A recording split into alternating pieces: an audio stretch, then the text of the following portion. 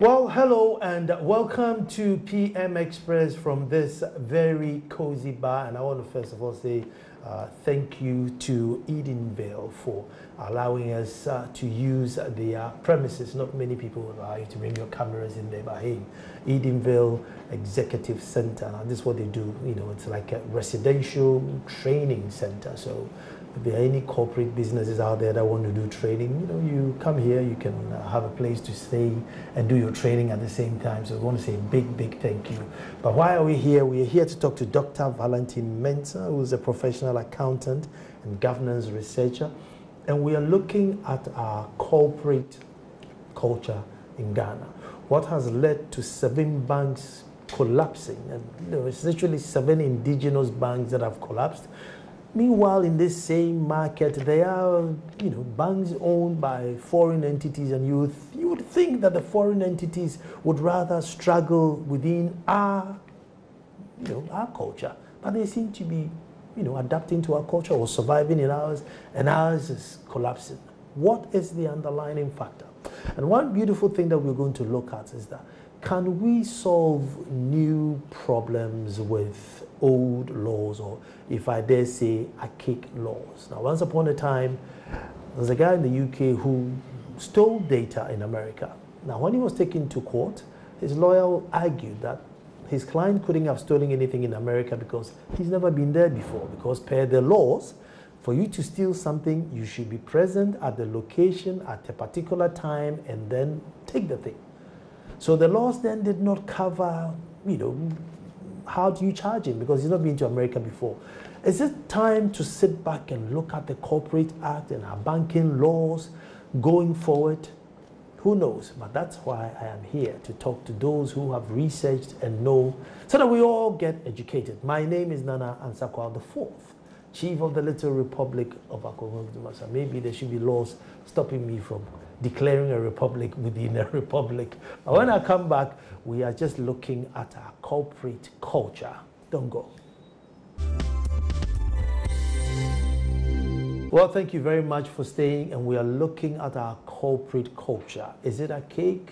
Is it time to change it? Is it conflicting with who we are and what has caused 7 banks to just go down under, which is costing us billions of cedis?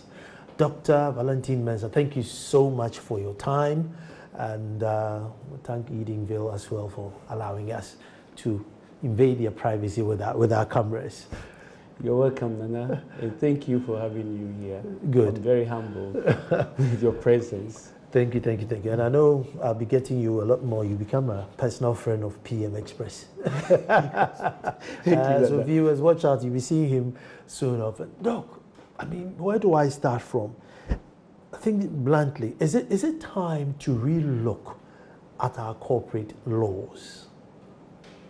Yeah, Nana, I'm very happy that you introduced this story, which I think most of Ghanaian officials in positions that take decisions should be told, because that is the situation in which we find ourselves. If you are solving current problems with old laws, that's what you have, because you will not solve any problem at all. So we have to ensure that we have resources, monitoring, and taking actions on new developments, because that's what, with my little knowledge of law and company law, we always have to deal with the mischiefs. See, but look, maybe I would argue that, look, there are 30-odd banking financial institutions and a so-called small economy, as those in the banking fraternity will say, look, there are too many banks for the size of.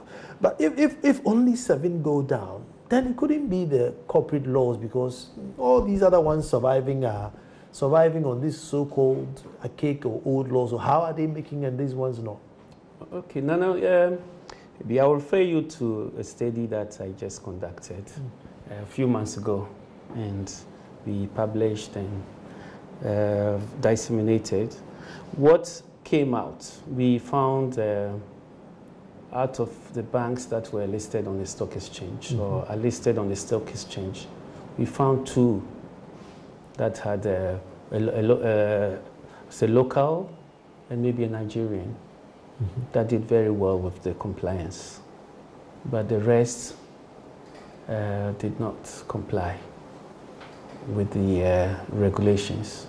Both the Banking Act and the Securities and Exchange Commission.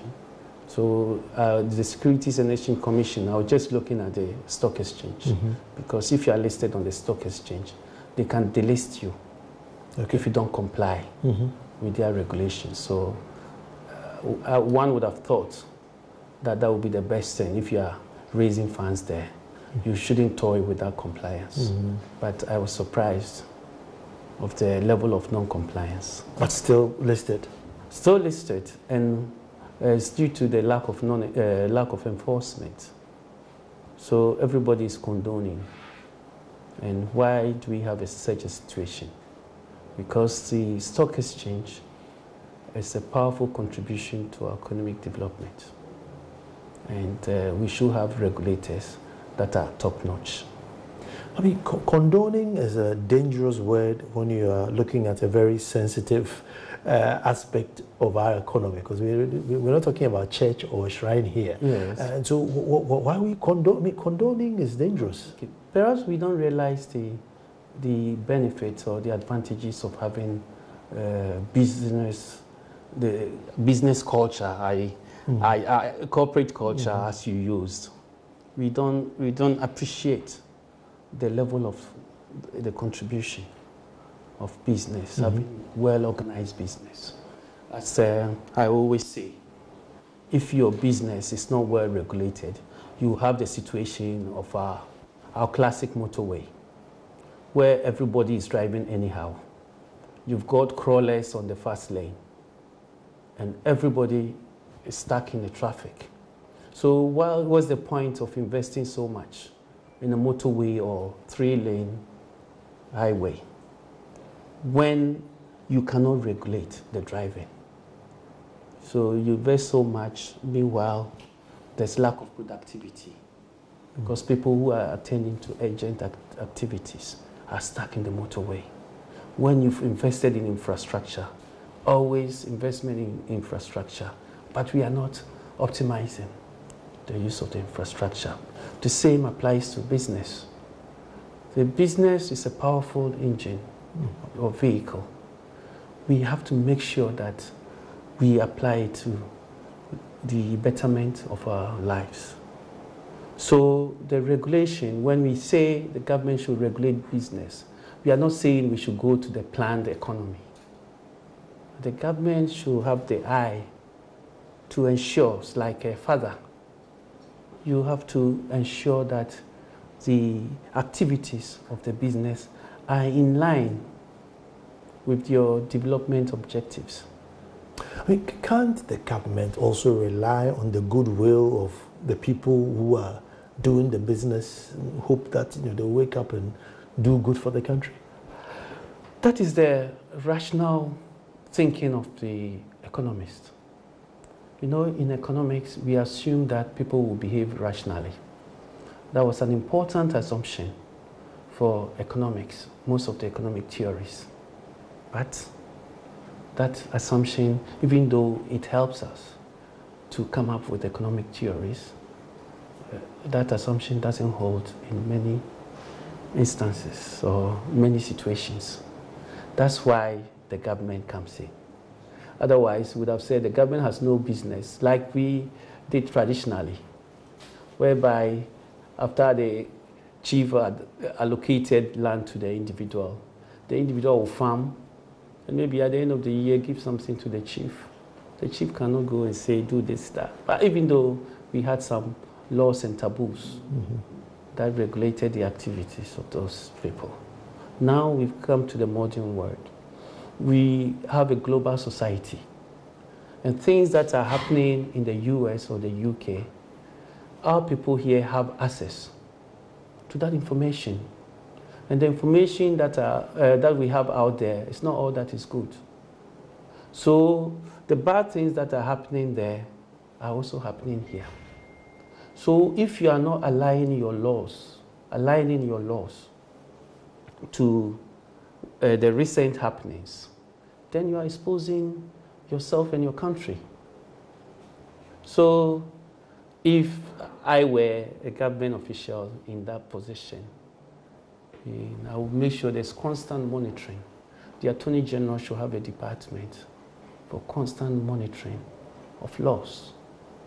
And that's the first point of departure. You have to know what is happening in the world. Cybercrime, what laws have been enacted. Businesses, what laws have been enacted. Look at your law. If it's not there, put that in. What you just said is a beautiful example of what we should be doing.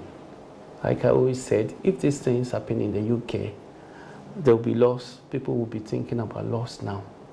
Not that we should go to Parliament and do the talk shop. We should be engaged. Our legal brains should be engaged now and find a solution. Are you saying our corporate sector, corporate world, with regards to laws, are not changing enough? Because with the age of information, you something very powerful that something happening in America today, people have access to it here and now, and could affect us in terms of if levies goes up or whatever. Is the corporate world not changing enough to adapt to world happenings? You see, we are not responsive, and the thing is, we always talk about culture. But we are not applying culture to the solution of our problems. That is the main thing. Culture is not putting on kente cloth. Culture is solving your problems. We as human beings, culture is what our ancestors have given us to solve our problems. Even though the definition has been blurred over time, but the essential definition is how the society has solved this problem over the time. So we need to identify solutions. And if we have a culture that does not add to the solutions of the changing world, we cannot boast of our culture. Because if we are talking about symbols, and your values are not in line with this new global world, and you are having exposure to certain events that your culture cannot solve, then or problems that your culture cannot solve, then you have a lot of problems. Let me ask a very maybe naive question. Now, using cultural solutions to tackle our problems, Yes. one would say that is the banking not too much of a foreign entity, alien to us, to the point that we may not have any solution within our culture to check these things? I would beg to disagree with you on that. How long have we had a banking school? We've had a school of administration, and since independence, we've benefited from a lot of education. So it's been long enough to become our culture now? Oh, I think the culture is not static. See, you build on it. It's dynamic. You build on it. You take out sorry for me to use this academic word, what is anachronistic. That is something, part of the culture that has become dysfunctional. As you are evolving, those ones have to be addressed. So our sociologists and philosophers, maybe having talked about that, I should acknowledge Professor Jechi, who I benefited from about 3 hours of interaction and guidance before I embarked on my PhD. Professor Jechi and Professor Aite. Just a conversation of Professor Aite, I got to know that we are not solving our problems. And then knowing that culture is a problem solution, I just had to develop a PhD study. And I went back to them and they gave me all the assistance I needed before I left for Oxford. So It's worth mentioning them here. With this current saga, how could we have, or what aspect or how culturally would have been the best way to prevent it? With this culture, so you have culture and government policies, okay, and laws. So perhaps you started the culture, so we are delving into culture. So traditionally, we don't have laws. We didn't have laws. We had our chief traditional ruler and the fetish priest. I mean, that was the system of regulating behaviors of our ancestors. And that's where we had the taboos and other things. Okay, as we develop, we have the law coming in, technology. Even though I would say that we've always had technology. Human beings have always had technology, developing from the Stone Age, whatever. And the technology always has to be in sync with your development, as well as your law. Your laws as well, they solve a major human problem. A major human problem, religion, technology would have to be always improved, and then your laws. So if these three are not balanced or progressing, especially laws as you modernize, then your problems will not be solved. Because if I meet you on the street and I hurt you because you are not my brother, who will protect you? The government has to protect you, because we pay the government. One of the most important functions of a government is protection. We've got defense and protection. So the government has to protect you from harming me, and that is through laws and police service. And then the laws, if they are not updated, there will be the loopholes for you and me to exploit. And that's what you have in businesses as well, because the loopholes are there, and somebody who is crafty or unethical can take advantage of it. With regards to this culture, and I said earlier, I think in my intro that it's the many banks. Some are making it, some are struggling, some are falling off. So why are those who are making it? Because they are the same regulations that we are all using, the same environment, the same culture. Yes. So why is Bank A okay, and Okay. When we talk about culture, we mean the average person. Okay, the cultural values of Ghana will refer to the average Ghanaian. There could be outliers. It could be people who have been exposed to certain cultures which have caused them to challenge their values. Or some people may even have links, investors, who will insist on certain acts that will force them to comply. For example, if a bank has a shareholder who is very demanding, and the shareholder has a significant interest in the business, the bank will comply, because for the shareholder, non-compliance is a no-go. But if the bank does not have the shareholder like that, and those who are managing the banks are not ethical or do not appreciate the need of complying, that can happen. So, so those, I just wanted to find a clear answer. Why are others so? Because now we've established that, look, our corporate laws are too old. They need to change. Yes. And I'm saying that these same corporate laws, there are some who are thriving with it, and others not. Yes. So why is somebody thriving in these same laws that we are complaining about? Yes, because they are used to the compliance, and also there could be no need to be in breach. Mm.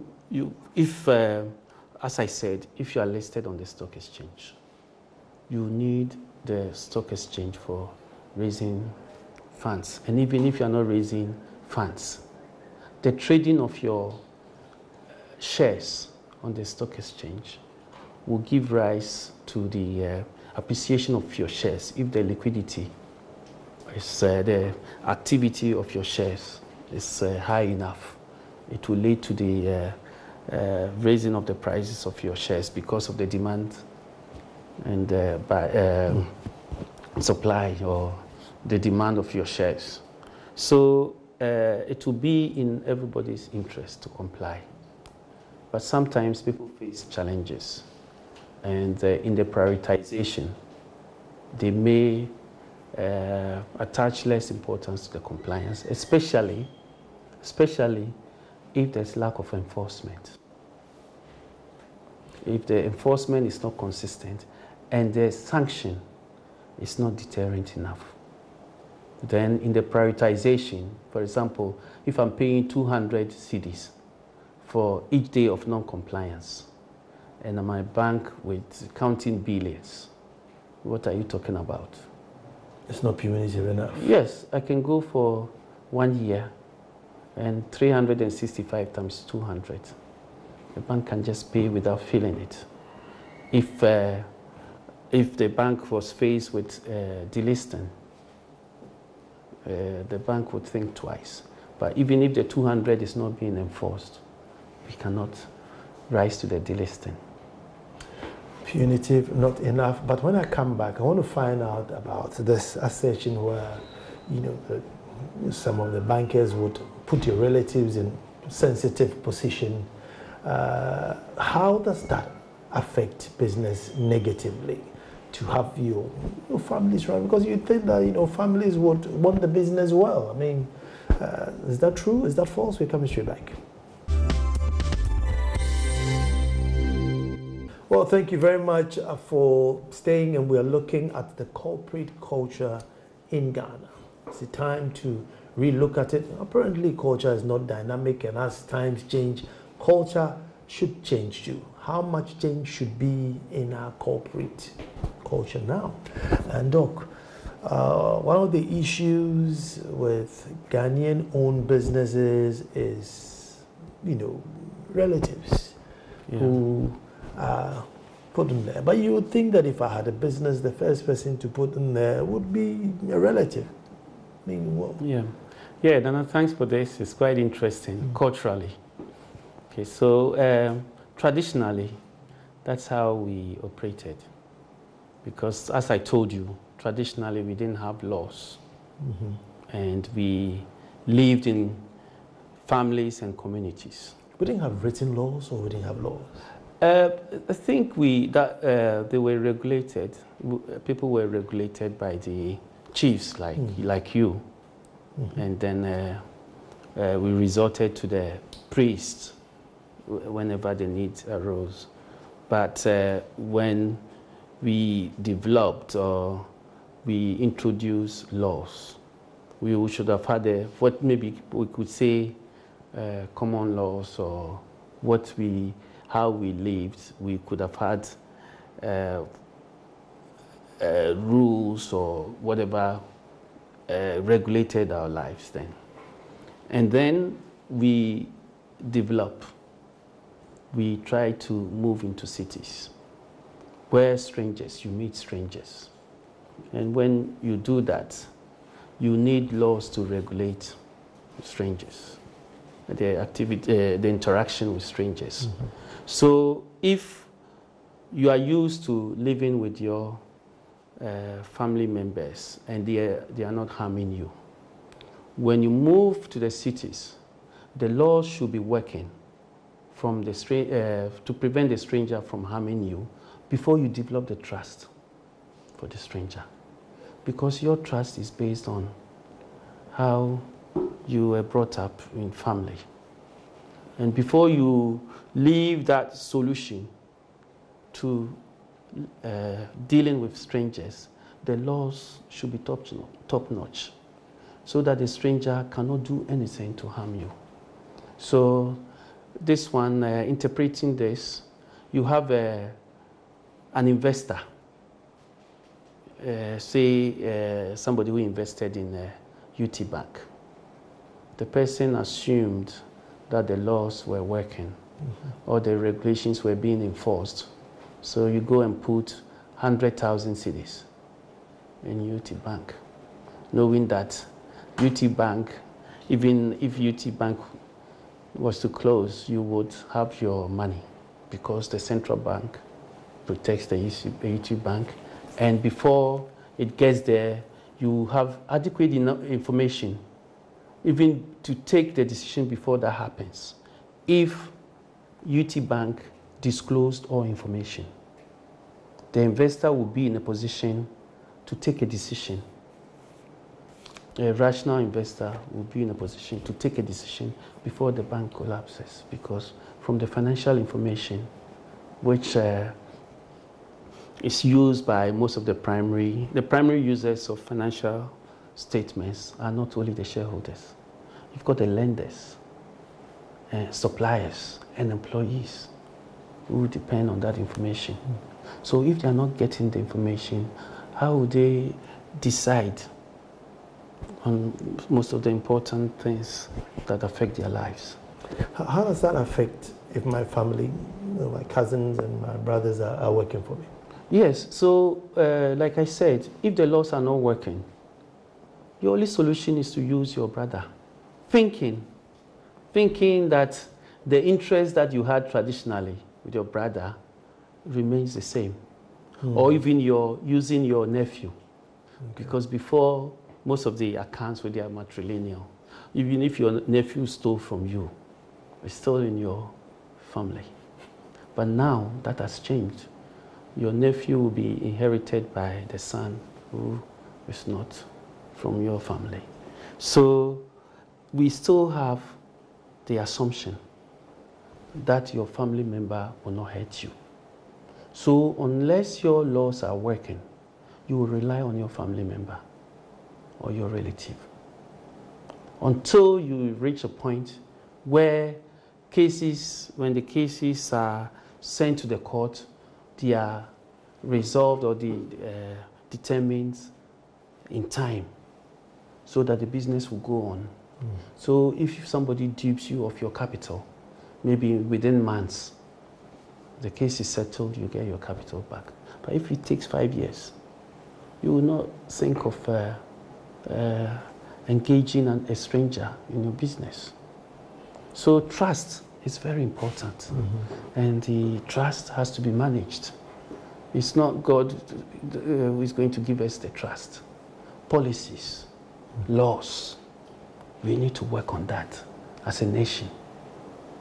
As a nation, because it's critical for business. If you're going to put money in my bank, it's trust.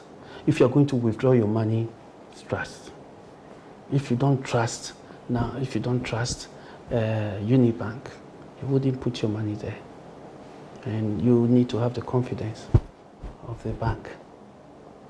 One of the news that broke, which many people seem to disagree, is that Parliament is going to sit 3 days, and when they sit, they want to sit in camera, so nobody will know what they'll say. They'll probably come and give us feedback. Again, could this be one of our cultural attitude that let's go to the background and try and solve this solution? Yes, because we have this culture of power distance. Okay, I will explain. See, power distance regulates the problem of dealing with people of unequal stature. Whether you are rich or poor, whether you are a traditional ruler and I'm your subject, whether you are a minister and I'm a citizen. So the power is regulated. And if you are an employee and a boss, that's the same power distance will regulate. There's total respect for authority. That is what we've been trained, and that is an important cultural value of Ghanaians. You respect authority and you don't question. authority. So if that is there, and we haven't done anything about that, this secrecy will be there. For example, in our traditional society, if something happens because of the tradition, if something happens to a chief or whatever, we need to, that's why the passing of chiefs, we don't have to, the information shouldn't come out. We need to manage that information. All those actions are to protect that power relationship. So here, the ministers are thinking that the information should be, or the MPs should be confidential. But that information is for the public, for the investors. And we have to know that they take the decisions. The potential investors, they take the decisions. So there's a learning exercise. And if we are thinking about our culture, that information should be made available so that the average citizen will have access to that information and lead to the cultural change. But then if we are just organizing this in camera and come out with a report, how many people will have access to the report? So the problem will stay and it will not be resolved. We are people who are not shaking easily. No matter the storm, we go back and face another storm, or we walk through a mistake, live through the next one, live through a similar one. 2 banks went down, nothing happened. We were even told that some of the banks were recapitalized and still, they blew the capital. Is there something that's going to shake us for, this corporate, entity to set up and say, look, never again, that spirit of never again? Would it ever come in the corporate center, or you think something bigger will come before we set up? Oh, thanks, Nana. This is what we are experiencing now in a responsive society will be an instance for change. £1 billion or more than £1 billion, even the Queen's country, £1 billion will not be tolerated. Taxpayers' money.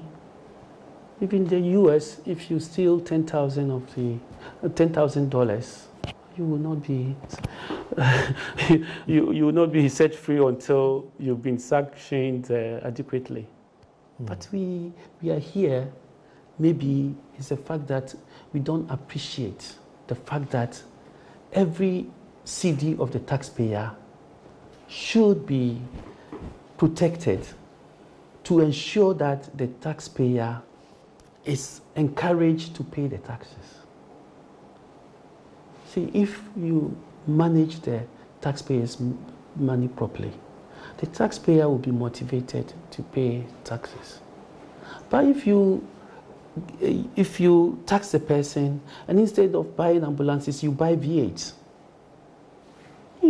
for an African standard, the number of V8s being used by our officials cannot be justified, especially in Accra. And if you go to the UK, or you've lived in the UK, did you see the ministers and government officials driving V8s, even the Prime Minister?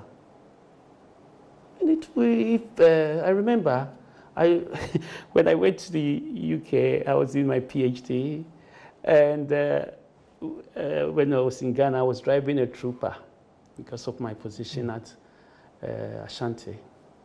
So when I went to the UK,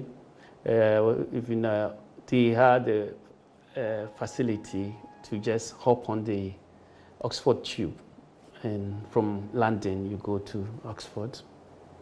I had to buy a trooper, a Isuzu trooper, and I drove to Oxford one day, and that day I regretted.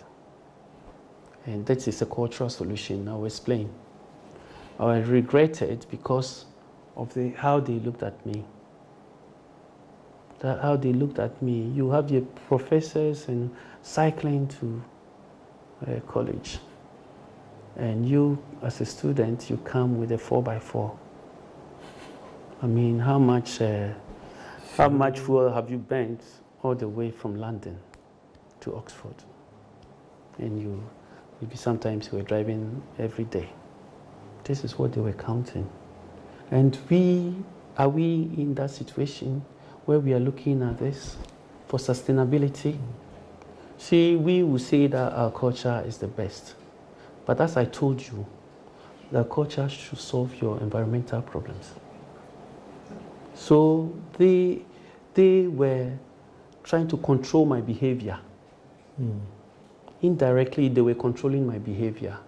So the next time, if I wanted to drive to Oxford, I would think twice. Do we have that here? We don't. So these are the things that we need to think about. That this environment we have, if we don't do anything about it, we're not going to have it forever.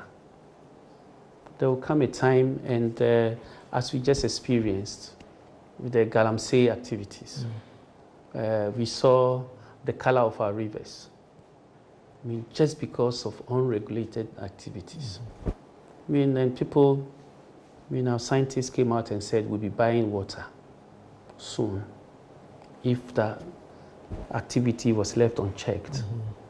Thankfully, that activity has been checked. But before we go back, we have to make sure the regulations are there and they are enforced religiously. So here we are. I mean, we are now down or faced with a bill of £1 billion. Yes. I mean, 1 billion is a lot. Yeah. A lot. I mean, if you use UK for an example, ministers go down because somebody paid their hotel bill, £1,000 hotel bill, Yes. or somebody paid 5,000 for a holiday, and that's a major, major scandal. Yes. 5,000. Here, 1 billion. The Bank of Ghana is saying, oh, we'll set up a committee and make a reference. MPs are saying, oh, we'll sit in camera.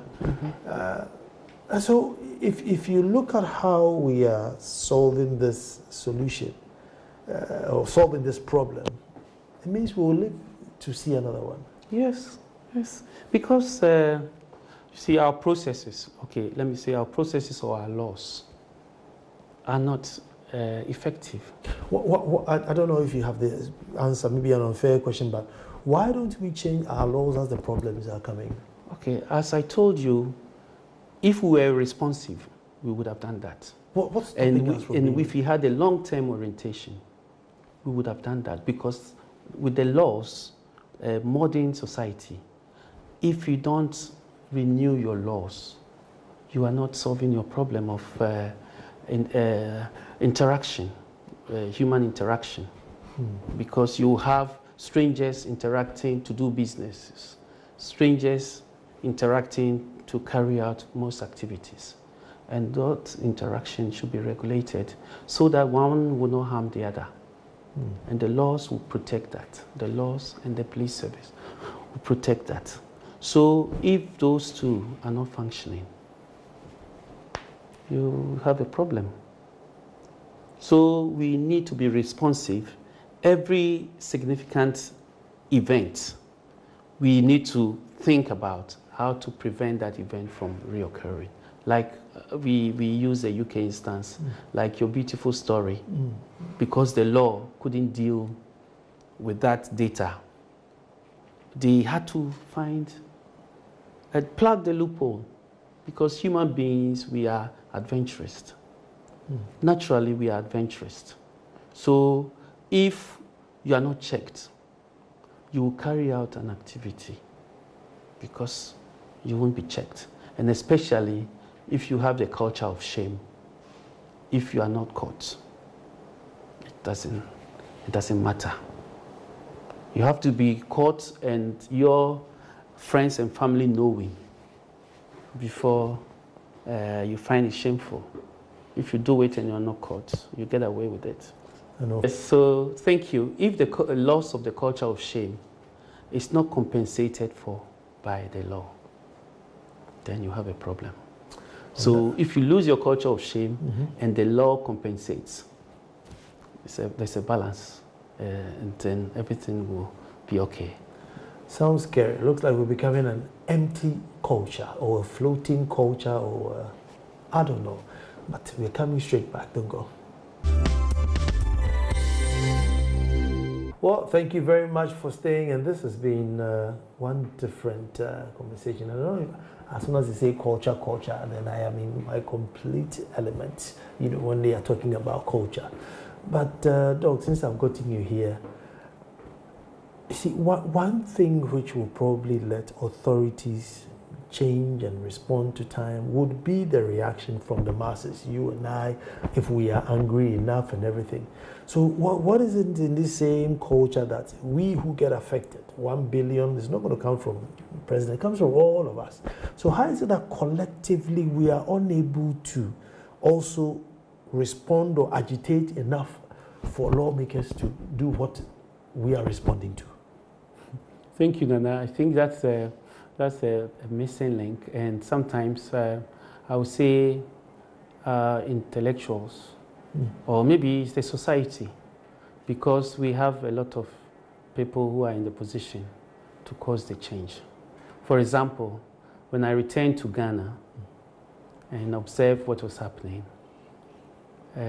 my first reaction was to conduct a research and see how I can cause some change.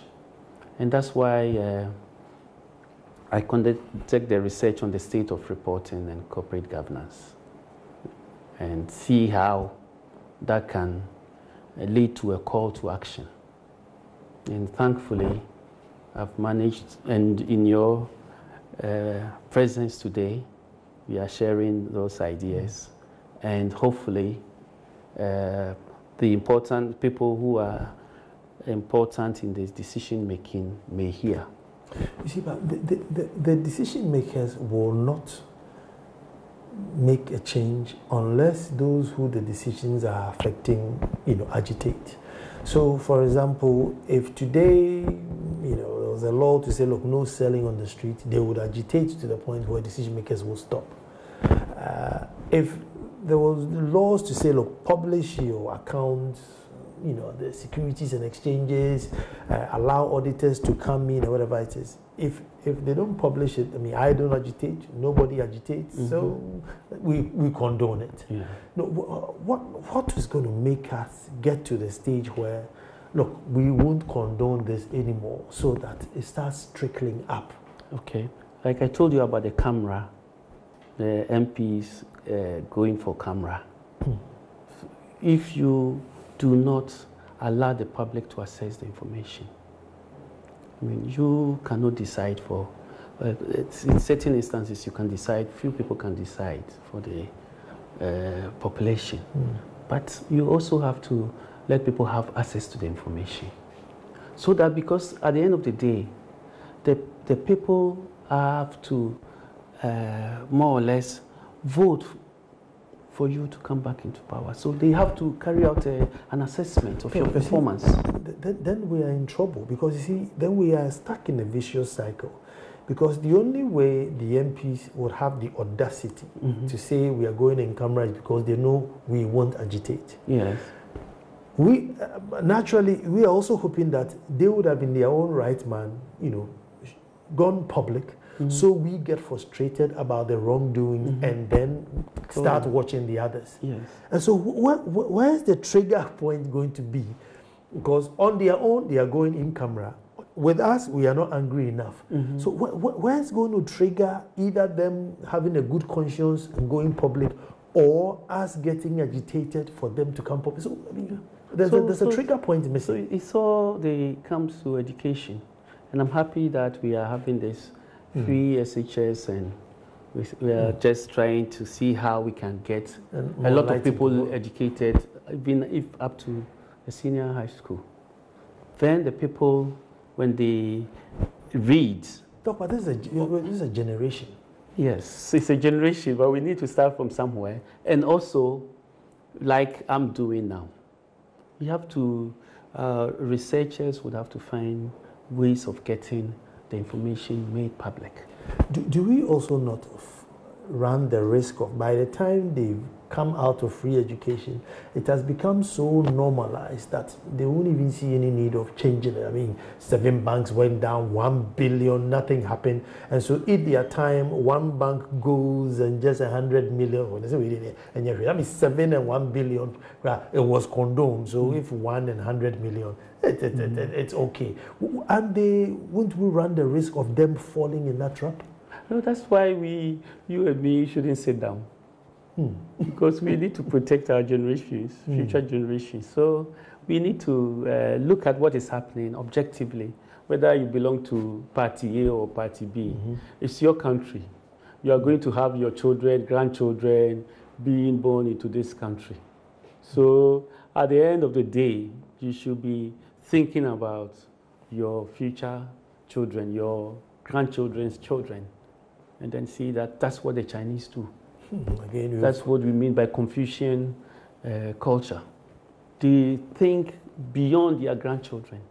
So whatever they do is affected by that value.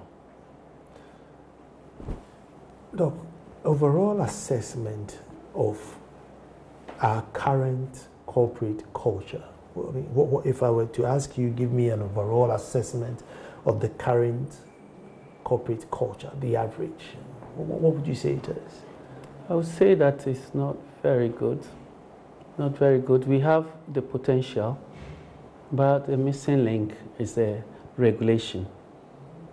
As I told you, because of human adventure, if you don't regulate, for example, accounting, when I started studying accounting, I was there saying we call internal check. So for example, you can even extrapolate that to human lives. So if you're a married person, subconsciously you have internal checks between you and your wife.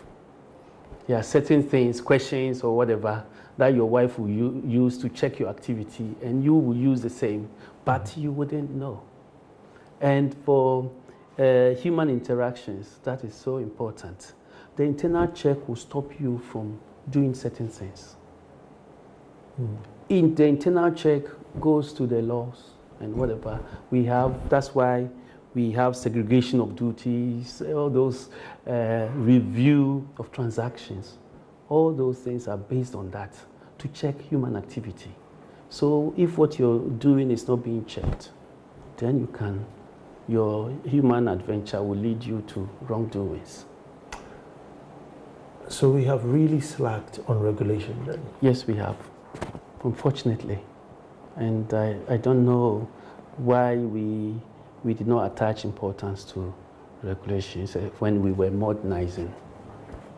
Because that one is a missing link that we need to ensure that it is restored as soon as possible.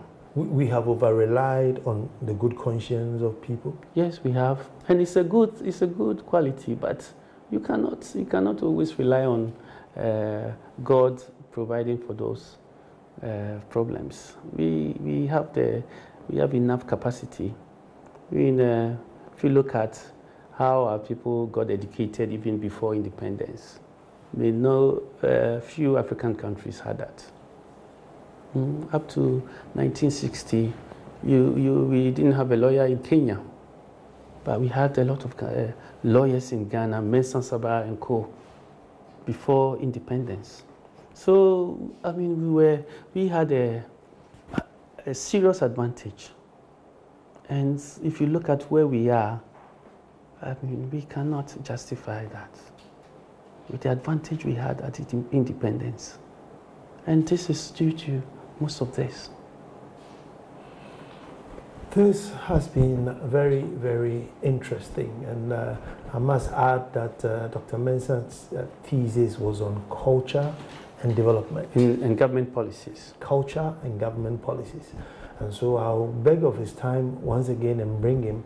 So we just go do pure culture and see where it is we're going wrong, where it is we are getting confused, and how it is our indigenous culture is affecting our development either positively or negatively. You know, I like academic questions, so I'll come and get him again. But thank you very much for staying tuned. As I always say, we'll be back to do this all over again. And Dr. Valentine Mensah, thank you so much for your time. Thank you, Nana, for having me. Great. We'll be back to do this.